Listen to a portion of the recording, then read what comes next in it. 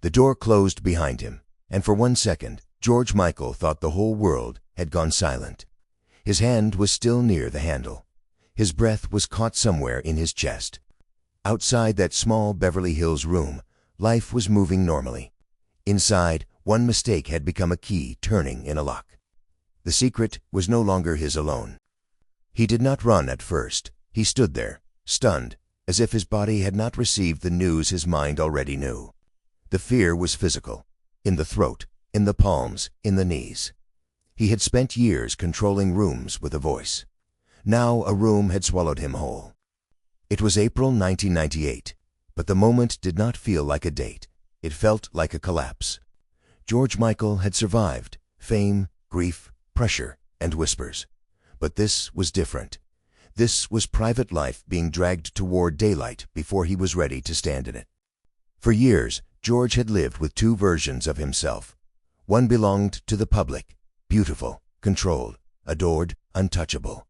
The other lived behind closed doors, carrying fear, desire, grief, and the exhausting need to be careful. That day, those two lives collided without warning.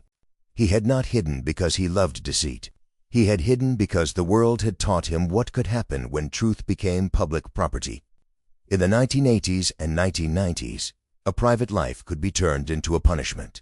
One rumor could become a cage. George knew that better than most. The place was ordinary, in the most brutal way. No spotlight, no stage, no music. Just tiled walls, a public restroom, and the kind of silence that makes a man hear every beat of his own shame. Later, the world would turn it into a headline. In that first second, it was only a body freezing. His family, his fans, the press, the music industry. Even strangers who thought they owned a piece of him, all lived inside that fear. He could sing to millions, but he could not always speak freely about himself.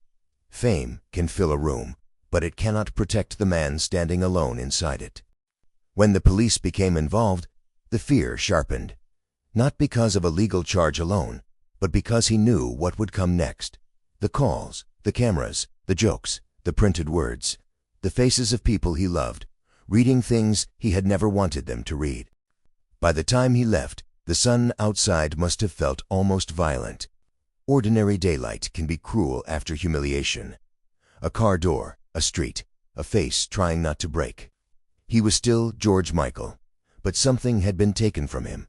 The last, fragile illusion that privacy could survive fame. The headlines came quickly. They always do. They did not move like people. They moved like weather, covering everything. Comedian voices, television panels, newspaper columns, strangers at breakfast tables. Everyone seemed to have an opinion about a life they had never carried. For a man already wounded by loss, this was not just embarrassment, it was exposure. Anselmo was gone. His mother Leslie would soon be gone too. The people who had made him feel safest were disappearing. And now the world wanted to laugh at the part of him he had spent years protecting. He could have disappeared completely. Many people would have understood if he had. There are moments when shame makes the bed feel safer than the door. But George had always had one strange gift. When cornered by pain, he sometimes turned toward the fire instead of away from it. The first days must have been heavy with phone calls, some kind, some careful, some impossible to answer. He would have heard concern in voices and pity underneath it. Nothing hurts quite like being comforted for a wound the whole world has been allowed to inspect. And yet, beneath the humiliation, something else began moving. Not joy, not freedom yet. Something smaller and more stubborn. The knowledge that the worst had happened, and he was still breathing. The secret had been forced into the open, but the man inside it had not disappeared. When he later spoke publicly, the room around him changed. He did not offer the world the collapse it expected. He spoke with tired honesty, a little defiance, and the sadness of someone who knew the truth had arrived brutally, but had arrived. He had been exposed, but he would not be erased. That was the turn many people missed. The scandal was loud, but the recovery was quieter and more important. George began to reclaim the story from the people laughing at it. Not all at once, not perfectly, but enough to stand up inside the wreckage and say, "This is still my life."